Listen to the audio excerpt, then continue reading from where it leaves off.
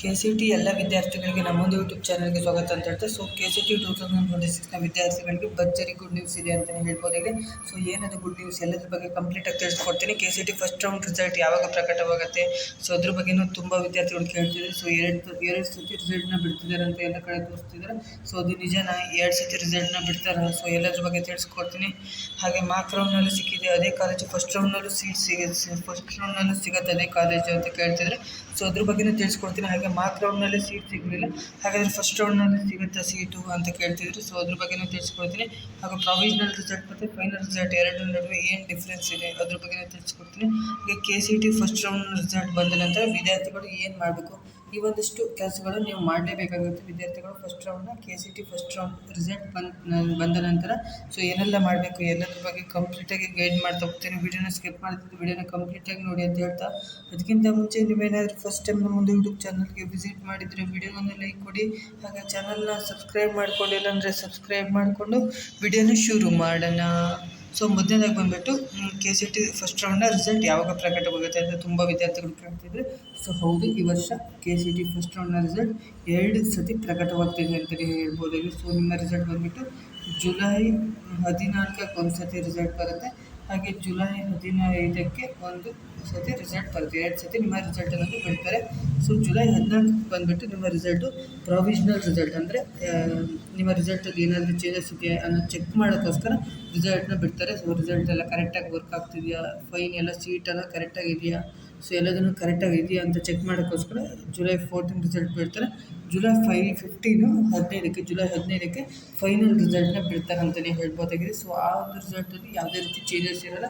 So ಅದು ಕರೆಕ್ಟಾಗಿರುತ್ತೆ. So ಅದು confirm result ಆಗಿರುತ್ತೆ. ನಿಮ್ಮ ಫಸ್ಟ್ ರೌಂಡ್ನ ರಿಸಲ್ಟ್ ಆಗಿರುತ್ತೆ ಅಂತಲೇ ಹೇಳ್ಬೋದಾಗಿದೆ. ಸೊ ಜುಲೈ 15ಕ್ಕೆ ನಿಮ್ಮ KCT ಫಸ್ಟ್ ರೌಂಡ್ನ ರಿಸಲ್ಟ್ ಅನ್ನೋದು ಪ್ರಕಟವಾಗುತ್ತೆ ಅಂತಲೇ ಹೇಳ್ಬೋದಾಗಿದೆ.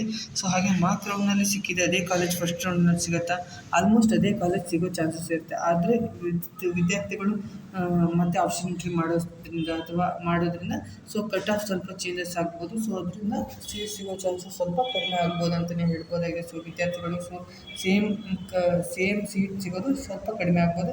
ಆಲ್ಮೋಸ್ಟ್ ಸೀಟ್ ಸಿಗೋ ಚಾನ್ಸಸ್ ಇರುತ್ತೆ. ಅಂದರೆ ಮಾರ್ಕ್ ರೌಂಡ್ನಲ್ಲಿ ಸಿಕ್ಕಿರುತ್ತಲ್ಲ, ಸೊ ಅದೇ ಕಾಲೇಜ್ ಫಸ್ಟ್ ರೌಂಡಲ್ಲೂ ಇರೋ ಚಾನ್ಸಸ್ ಇರುತ್ತೆ ಅಂತಲೇ ಹೇಳ್ಬೋದಾಗಿದೆ. ಸೊ ವಿದ್ಯಾರ್ಥಿಗಳು ಅದ್ರ ಬಗ್ಗೆ ಟೆನ್ಷನ್ ಮಾಡ್ಕೊಂಡು ಹೋಗಬೇಡಿ. ಹಾಗೆ ಮಾರ್ಕ್ ರೌಂಡ್ನಲ್ಲಿ ಸೀಟ್ ಸಿಗಲ್ಲ, ಫಸ್ಟ್ ರೌಂಡ್ನಲ್ಲಿ ಸೀಟ್ ಸಿಗುತ್ತಾ? ಹೌದು, 100% ನಿಮಗೆ ಸೀಟ್ ಸಿಕ್ಕೇ ಸಿಗೋದು ಅಂತಲೇ ಹೇಳ್ಬೋದು. ಸೊ ನೀವು ಆಪ್ಷನ್ ಎಂಟ್ರಿ ಮಾಡೋ ಟೈಮಲ್ಲಿ ನೀವು ಕರೆಕ್ಟಾಗಿ ಆಪ್ಷನ್ ಎಂಟ್ರಿ ಮಾಡಿದ್ರೆ, ಅಂದರೆ ಮಾರ್ಕ್ ರೌಂಡ್ನ ರಿಸಲ್ಟ್ ಬಂದಾದಮೇಲೆ ಸೊ ನೀವು ಮತ್ತೆ ಆಪ್ಷನ್ ಎಂಟ್ರಿ ಮಾಡೋಕ್ಕೆ ಟೈಮ್ ಕೊಟ್ಟಿರ್ತಾರಲ್ಲ, ಸೊ ಆವಾಗ ನೀವು ಕಟ್ ಆಫ್ನ ಕರೆಕ್ಟಾಗಿ ಅನಾಲಿಸಿಸ್ ಮಾಡಿಬಿಟ್ಟು ನೀವು ಅಂದರೆ ಆಪ್ಷನ್ ಎಂಟ್ರಿನ ಮಾಡಿದ್ರೆ, ಸೊ ಅಂದರೆ ಕಾಲೇಜಸ್ನ ಸೆಲೆಕ್ಟ್ ಮಾಡಿಬಿಟ್ಟು ಆಪ್ಷನ್ ಎಂಟ್ರಿನ ಮಾಡಿದ್ರೆ ಸೊ ನಿಮಗೆ ಫಸ್ಟ್ ರೌಂಡ್ನಲ್ಲಿ 100% ಸೀಟ್ ಸಿಕ್ಕೇ ಸಿಗುತ್ತೆ. ಟೆನ್ಷನ್ ಮಾಡ್ಕೊಳಕ್ಕೆ ಹೋಗಬೇಡಿ ವಿದ್ಯಾರ್ಥಿಗಳು. ಸೊ ಫಸ್ಟ್ ರೌಂಡ್ನ ರಿಸಲ್ಟ್ ಬಂದುಬಿಟ್ಟು ಜುಲೈ 15ಕ್ಕೆ ಬರುತ್ತೆ. ಸೊ ಆವಾಗ ನೀವು ನೋಡ್ಕೋಬೋದಾಗಿದೆ, ಸೀಟ್ 100% ಸಿಗುತ್ತೆ.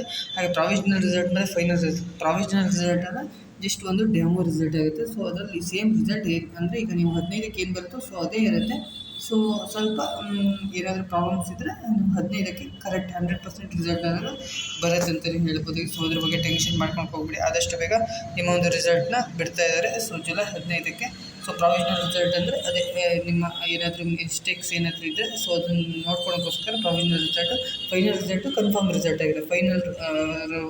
ಫೈನಲ್ ಫಸ್ಟ್ ರೌಂಡ್ನ ಫೈನಲ್ ರಿಸಲ್ಟ್ ಆಗಿರುತ್ತೆ.